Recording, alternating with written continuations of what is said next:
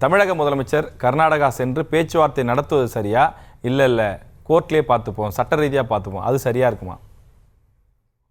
காங்கிரஸை பொறுத்தவரை தமிழ்நாடு காங்கிரஸுடைய தலைவர் மாணிக்கம் தாக்கூர் இன்றும் சொல்லியிருக்கிறார், எங்களுடைய உரிமையை நாங்கள் விட்டுக் கொடுக்க மாட்டோம். பாஜகவை பொறுத்தவரை அங்கே இருக்கக்கூடிய எடியூரப்பாவாக இருக்கட்டும், சட்டராக இருக்கட்டும், காங்கிரஸ் தலைவருடைய சிவகுமாராக இருக்கட்டும், அவர்கள் மாநிலத்துக்கு தான் பேசுவாங்க. எடியூரப்பா ஒருபடி மேலே போய் மேக்கத்தாட்டு இடத்துக்கே போய் ஒரு பூஜையும் பண்ணிட்டு வந்தார். இவையெல்லாம் நாம் பார்த்தோம். இன்றைக்கு இந்த பிரச்சனை நீண்ட நெடுங்கால பிரச்சனை தான், நமக்கு தெரியும். இப்போ இந்த அரசு வந்தவனை என்ன செஞ்சிச்சு? தமிழக முதல்வர் விஜய் அவர்கள் பதவியேற்ற 10 நாட்களுக்கு பிறகு 15 நாட்களுக்கு பிறகு டெல்லிக்கு போனார். பிரதமரை சந்தித்தார். இந்த மேகதாட்டு பிரச்சனையை எடுத்து சொன்னார். இந்த வருஷம் தண்ணீர் பற்றாக்குறையை பற்றி சொன்னார். என்ன சொன்னார்? வறட்சி, பொதுவாக வறட்சி இருக்கும். திமுக ஆட்சியில் ஒரு 3-4 வருடங்களில் வந்து ஜூன் 12 திறந்தாங்க. காரணம் மழை வந்து நீர் வந்ததுனால அணைக்கட்டு நிரம்பியது. அதிமுக ஆட்சிகளில் 2-3 வருஷங்கள் அப்படி இருந்துச்சு. 16லேருந்து 20 வரையும் ஜூனில் திறக்கல, ஆகஸ்ட்டில் திறந்துருக்காங்க, செப்டம்பரில் திறந்துருக்காங்க. அதனால் மழை பொழிவுக்கும் மனிதர்களுக்கும் சம்மந்தம் இல்லை. இந்த ஆண்டு வரல, அடுத்த 4 வருஷம் வரலாம், அது வேறு விஷயம், நம்ம ஊகத்துக்கு சொல்ல முடியாது. அது மட்டுமல்ல, இந்த மேகதாட்டு பிரச்சனையில் வந்து இவ்வளவு தூரம் அவர்கள் வந்து முயற்சி எடுக்கிறார்கள். இது சட்ட ரீதியாகவும் எதிரானது, நம்முடைய ஒப்பந்தத்துக்கு பிறகும் எதிரானது. அதையும் எடுத்து அவர் விளக்கிட்டார். ஆனால் முந்தைய பிரதமர் மன்மோகன் சிங் இப்படிப்பா ஒரு சூழலில் அங்கே உத்தரவு போட்டு அன்றைக்கி இவ்வளவுக்கும் பாஜக அரசாங்கம் இருந்துச்சு, 11 டிஎம்சி கொடுங்கன்னு சொல்ல வச்சார். காரணம், அன்றைக்கி மன்மோகன் சிங் வந்து ஒரு அழுத்தம் கொடுத்தாரு. பிரதமர் மோடி அந்த அழுத்தம் கொடுக்கல. இருந்தாலும் இப்போ இன்றைய முதல்வர் அதுக்கு அடுத்து உங்களுக்கு வந்து இந்த விஷயத்துக்காக வேண்டி தீர்மானம் போட்டார். சட்டசபையில் முதல் தீர்மானம். அதில் ஒரு திருத்தத்தை வந்து திமுக கொண்டு வந்துச்சு. பாமக எதிர்த்தும் கூட ஒரு பெருந்தன்மையாக அதை ஏற்றுக்கொண்டார். அதில் வந்து தவறுகள் இருக்கலாம், இல்லாமல் இருக்கலாம். ஆனால் ஒரு எதிர்க்கட்சி நமக்கு சொல்லுதே என்று இன்றைய முதல்வர் விஜய் அவர்கள் ஏற்றுக்கொண்டார்கள். இதுதான் நடந்த விஷயங்கள். இப்போ கடந்த அரசு இருக்கும் பொழுது நடந்த ஒரு விஷயம் உச்சநீதிமன்றத்தில், அதே இன்னைக்கு மாண்புமிகு அமைச்சர் ஆதவ் அர்ஜுனா தெளிவாக சொல்கிறாரு. அன்றைக்கி என்ன நடந்துச்சு? உச்சநீதிமன்றத்தில் இதே மேகதாட்டு பிரச்சனையை பற்றி பேசும்போது இந்த மனு தள்ளுபடி செய்யப்பட்டது என்பதையும் அவர் சொல்லியிருக்காரு. அவர் தவறாக இருந்தால் அவர் மேலே தான் நம்ம வழக்கு போடணும். அதனால் கடந்த அரசு, எல்லா அரசுகளும் முயற்சி எடுக்குது. யாருமே தமிழ்நாட்டுக்கு விரோதமாக இல்லை. எல்லா கட்சிகளும் தமிழ்நாட்டு கட்சிகள் தமிழ்நாட்டுக்கு ஆதரவாக தான் இருக்குது. அதனால் எந்த விரோதமும் இல்லை. இப்படிப்பட்ட ஒரு சூழலில் முதல்வர் விஜய் அவர்கள் போகிறதா இல்லையாங்கிறது அவர் முடிவு எடுக்கட்டும், அது நம்ம கையில் இல்லை. ஓகே. ஆனால் இதுக்கு முந்தைய முதல்வர்கள் போயிருக்காங்கிறத தம்பி சாதிக்கிலேருந்து நான் புகழேந்தி வரை சொன்னாங்க. என்ன செஞ்சுருக்காங்க?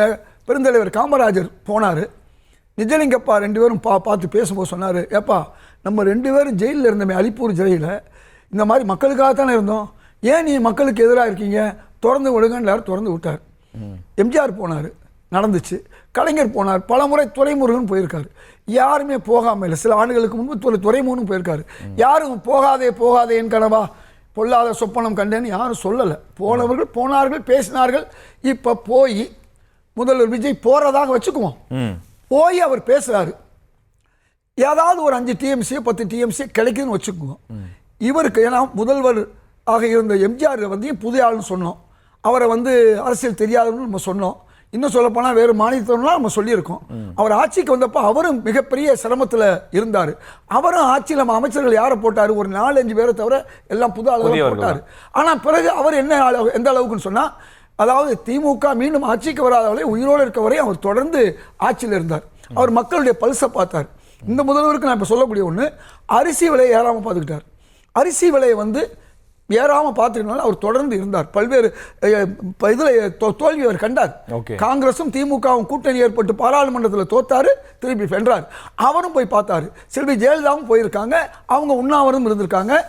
ஆக காவிரி பிரச்சனையில் இன்னைக்கு ஆணையம் வருவதற்கு 2 பேரும், முதல்வர் கலைஞரும் காரணம், ஜெயலலிதாவும் காரணம். இதில் எந்த மாற்று கருத்தும் கிடையாது. எப்படி இடஒதுக்கீட்டில் ஒவ்வொருத்தரும் அதிகமான பர்சன்டேஜை கொடுத்து இன்றைக்கி 69 வரையும் இன்றைக்கி கொண்டு வந்திருக்காங்களோ, அதனால் தமிழ்நாட்டு முதல்வர்கள் யாரும் தமிழ்நாட்டுக்கு விரோதமாக செய்ய போகிறதுனால தப்பு இல்லைங்கிறீங்க.